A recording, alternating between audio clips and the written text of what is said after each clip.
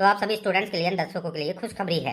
चिंटू और मिंटू ने डिसाइड किया है कि वो एंटायर पॉलिटी को बड़े ही सीक्वेंस के साथ एकदम ऑर्डर्ड वे में आपको पढ़ाएंगे और पूरी पॉलिटी आपको प्री मेंस और इंटरव्यू पॉइंट ऑफ व्यू से चिंटू और मिंटू के द्वारा पढ़ाई जाएगी। साथ ही में वो अपने नोट्स भी अटैच करेंगे, जो कि कमेंट बॉक्स में आप देख सकते हो, आपको अटैच में मिल जाएगी पीडीएफ जो है नोट्स की चिंटू मिंटू की। तो यदि आपको कॉम्प्रिहेंसिवली और डीपर इंसाइट्स लेने हैं उस कंसेप्ट के ऊपर, तो आप नोट्स को भी जो चिंटू मिंटू के हैं उनको रेफर कर सकते हैं।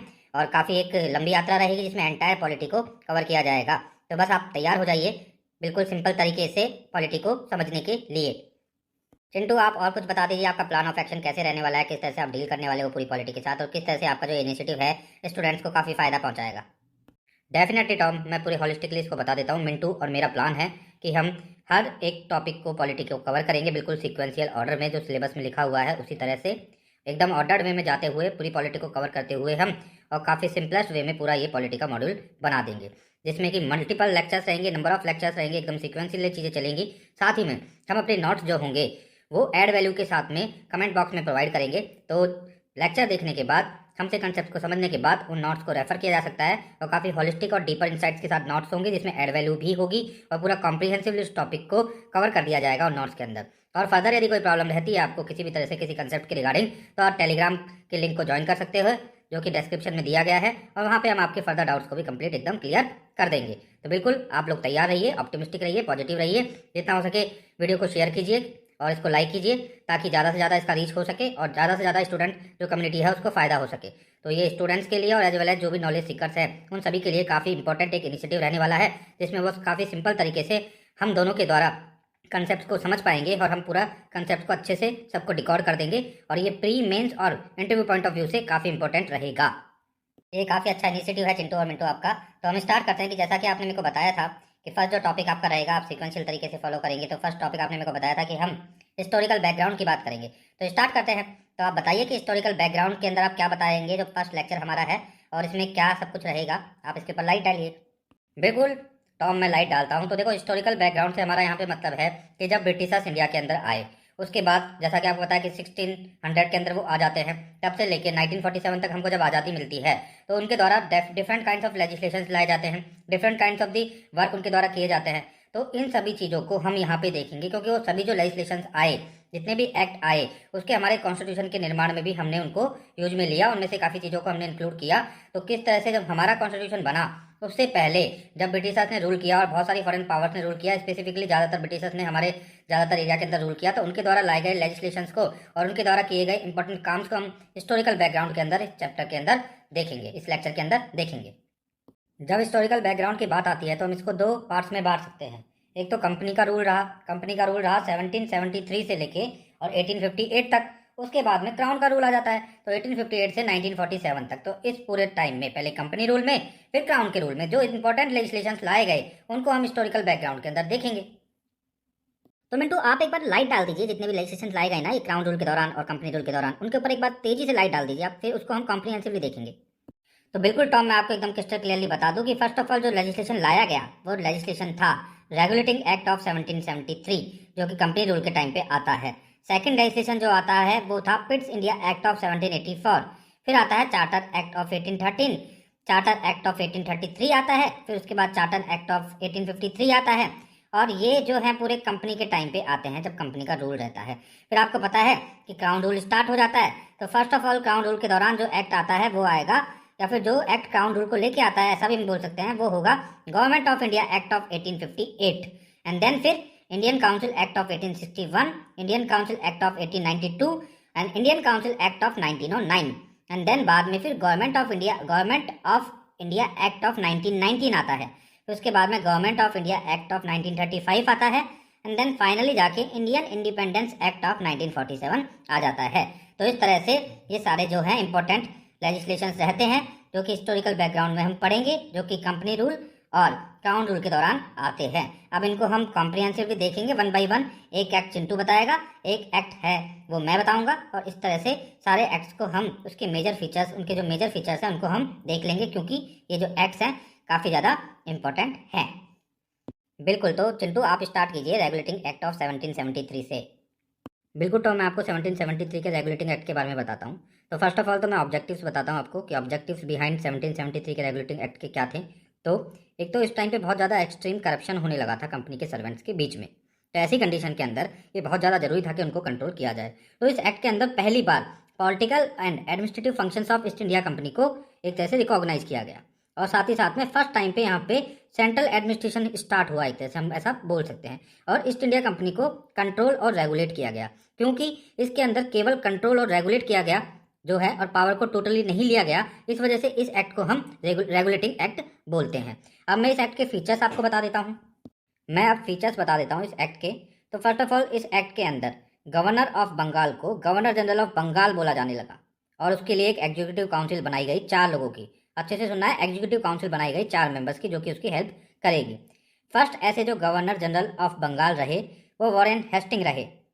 और एक चीज़ इसमें और की गई कि बॉम्बे और मद्रास की जो प्रेसिडेंसीज थी उनको सबऑर्डिनेट कर दिया गया गवर्नर जनरल ऑफ बंगाल के। साथ ही साथ में यहाँ पे सुप्रीम कोर्ट को एस्टेब्लिश करने की बात भी बोली गई, और प्रोहिबिट कर दिया गया कंपनी के जितने भी सर्वेंट्स थे कि आप ब्राइब्स वगैरह नहीं लोगे। साथ ही साथ में गवर्नमेंट जो थी ब्रिटिश गवर्नमेंट, उसके लिए रेस्पॉन्सिबल बना दिया गया कोर्ट ऑफ डायरेक्टर्स को कि वो जितने भी सिविल, मिलिट्री और रेवेन्यू के अफेयर्स इंडिया में होंगे वो एक तरह से रिपोर्ट करेंगे, वो किसको, ब्रिटिश गवर्नमेंट को, कोर्ट ऑफ डायरेक्टर्स। तो ये फीचर्स हैं, स्पेसिफिकली आपको अच्छे से इनको ध्यान रखना है, क्योंकि कोई भी क्वेश्चन आ सकता है और पूछा जा सकता है कि भाई कोर्ट ऑफ डायरेक्टर्स को ब्रिटिश गवर्नमेंट के लिए रेस्पॉन्सिबल बनाया गया revenue, civil and military affairs के अंदर, ये किस एक्ट के अंदर प्रोविजन किया गया। या फिर क्वेश्चन आ सकता है कि किस एक्ट के अंदर governor of Bombay and Madras जो थे उनको सबऑर्डिनेट कर दिया गया गवर्नर जनरल ऑफ बंगाल के। तो ऐसी कंडीशन में यदि आपको पता है तो आप बता पाएंगे, इस वजह से काफ़ी अच्छे से इसको याद रखना है आपको। बहुत सही चिंटू। अब मिंटू आप बताइए पिट्स इंडिया एक्ट ऑफ 1784 के बारे में। तो नेक्स्ट जो एक्ट था वो था पिट्स इंडिया एक्ट ऑफ 1784, क्योंकि ये एक्ट जो प्राइम मिनिस्टर थे विलियम पिट द्वारा लाया गया, इस वजह से इसको पिट्स इंडिया एक्ट हम बोल देते हैं, और ये इस वजह से पिट्स इंडिया एक्ट के नाम से जाना जाता है। तो यहाँ पे commercial and political functions of company को अलग कर दिया गया। यहाँ पे एक नई बॉडी बनाई जाएगी जो कि होगी बोर्ड ऑफ कंट्रोल, जो कि पॉलिटिकल अफेयर्स के साथ डील करेगी। जैसा कि आपको पता है अभी तक कोर्ट ऑफ डायरेक्टर्स हुआ करते थे, वो ज़्यादातर सभी इश्यूज के साथ डील करते थे, लेकिन अब एक नई बॉडी आ जाएगी, वो होगी बोर्ड ऑफ कंट्रोल, जो कि पॉलिटिकल अफेयर्स को मैनेज करेगी। तो हम एक तरह से कह सकते हैं कि यहाँ पे डबल गवर्नमेंट को एस्टेब्लिश कर दिया जाएगा। और यहाँ पे फर्स्ट टाइम पे ब्रिटिश पोजीशन जैसे वर्ड को की एंट्री होगी, और बोला जाएगा एक तरह से ब्रिटिश पोजीशन यदि वर्ड कहीं पे इंट्रोड्यूस होता है, ऐसा क्वेश्चन आ जाता है, तो आपको ध्यान रखना है कि ये इंट्रोड्यूस हुआ पिट्स इंडिया एक्ट के अंदर। और यहाँ पे बोर्ड ऑफ कंट्रोल जो था उसको एक तरह से एम्पावर्ड कर दिया गया, किस चीज़ के लिए, कि जो मिलिट्री ऑपरेशंस हो रहे हैं और जो सिविल गवर्नमेंट चल रही है या फिर रेवेन्यू जो अफेयर्स है ब्रिटिश पोजीशन के, उनको सुपरवाइज और डायरेक्ट करेगा बोर्ड ऑफ जो कंट्रोल होगा वो। तो ये बोर्ड ऑफ कंट्रोल काफ़ी इंपॉर्टेंट एक बॉडी आ चुकी है। इसके रिगार्डिंग भी मैं आपको बता दूं इसका कॉन्स्टिट्यूट कैसा था। तो 6 कमिश्नर्स हुआ करते थे इसके अंदर, और इसको बोलते थे बोर्ड ऑफ कंट्रोल। पूरा जो 6 कमिश्नर्स का पूरा बोर्ड होता था, इसमें 2 कैबिनेट मिनिस्टर्स भी हुआ करते थे। तो इस तरह से ये एक इम्पॉर्टेंट जो था लेजिस्लेशन जो था पिट्स इंडिया एक्ट जो था वो। Very good Mintu, very good. अब चिंटू आप बताइए 1813 का जो चार्टर एक्ट ऑफ 1813 था उसके बारे में बताइए। अब आप चार्टर एक्ट ऑफ 1813 के बारे में मैं बता दूं, काफ़ी इंपॉर्टेंट एक्ट है, और जैसा कि हम सभी लोग जानते हैं इसके अंदर ईआईसी की मोनोपोली को खत्म कर दिया गया, और ईआईसी की मोनोपोली रह गई केवल चाइना तक और टी तक। ठीक है, तो टी का ट्रेड इंडिया के अंदर और ट्रेड विद चाइना, तो यहाँ तक केवल मोनोपोली रह जाती है ईआईसी की, उसके अलावा मोनोपोली को हटा दिया जाता है। यहीं पे क्रिश्चियन जो मिशनरीज थे उनको कुल मिला के अपने रीजन को प्रमोट करने के लिए परमिशन दे दी जाती है। इस वजह से भी 1813 का एक्ट काफ़ी इंपॉर्टेंट रहता है। और जो इसका एक इंपॉर्टेंट फीचर है वो है 1 लाख रुपीज़, 1 लाख रुपये दिए जाते हैं, 1 लाख रुपीज़ दिए जाते हैं प्रमोशन करने के लिए knowledge of science among the inhabitants of the British territories in India. तो मतलब कुल मिला के एजुकेशन के लिए 1 लाख रुपये का यहाँ पे प्रोविजन किया जाता है। इस चीज़ को आपको ध्यान रखना है। तो यही इंपॉर्टेंट फीचर्स हैं 1813 के एक्ट के, जो आपको अच्छे से देख लेने हैं। मिंटू अब आप 1833 के चार्टर एक्ट के रिगार्डिंग कुछ बताइए।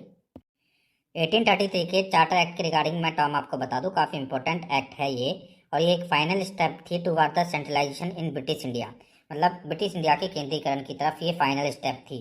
तो इसके लिए इसमें क्या किया गया, गवर्नर जनरल ऑफ बंगाल की जो पोस्ट है उसको गवर्नर जनरल ऑफ इंडिया से कन्वर्ट कर दिया गया, मतलब गवर्नर जनरल ऑफ बंगाल को गवर्नर जनरल ऑफ इंडिया बोला जाने लगा।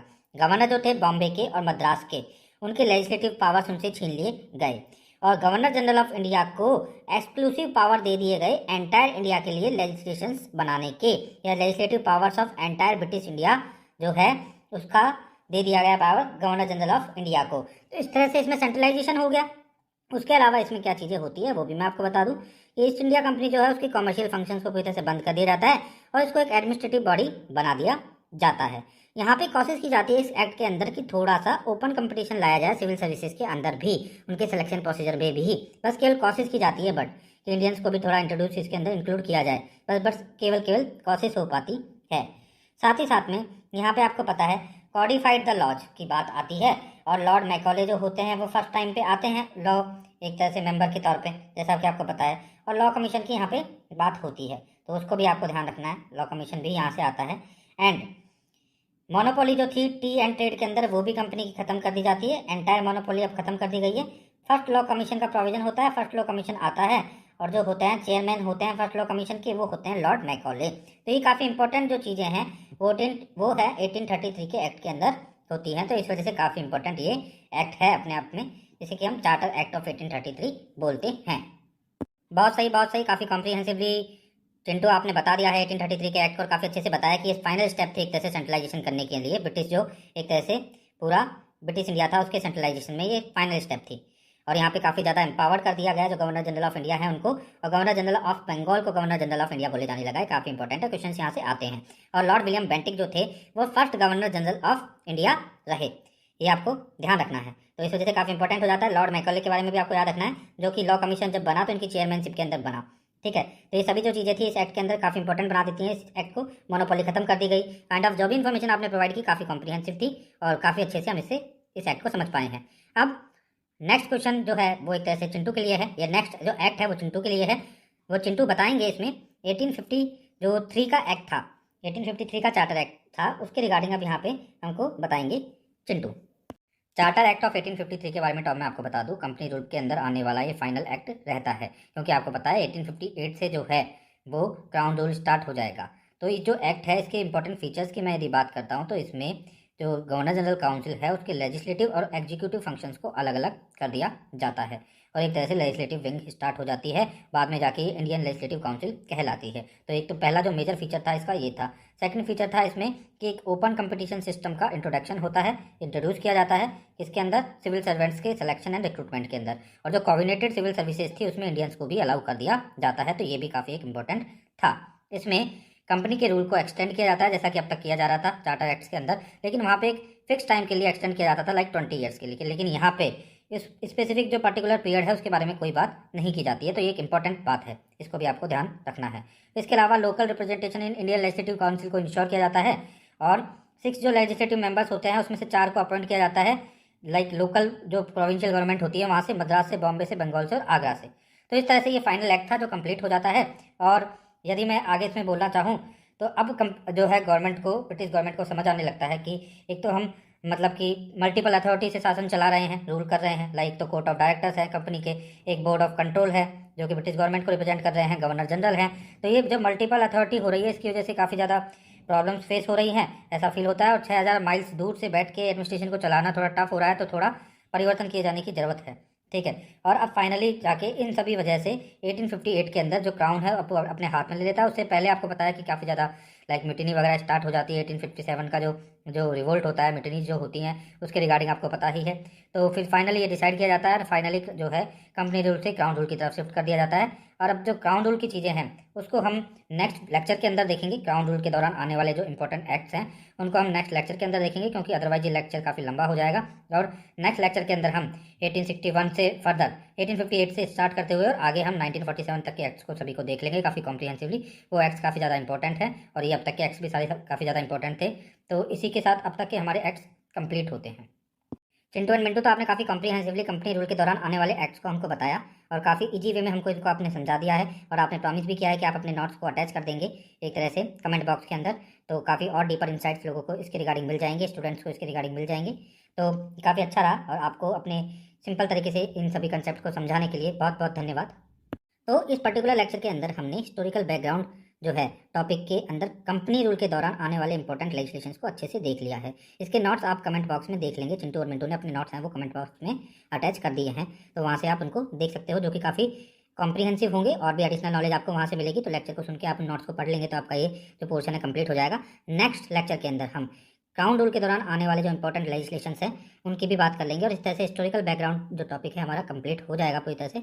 और फिर हम फर्दर नेक्स्ट टॉपिक के ऊपर चलेंगे। तो यदि आपने चैनल को सब्सक्राइब नहीं किया है तो आप चैनल को सब्सक्राइब कर लें, बेल आइकन को प्रेस कर दें और जितना हो सके इस वीडियो को शेयर करें ताकि इसका ग्रेटर रीच बन पाए और सभी लोगों को इसका फ़ायदा मिले। धन्यवाद।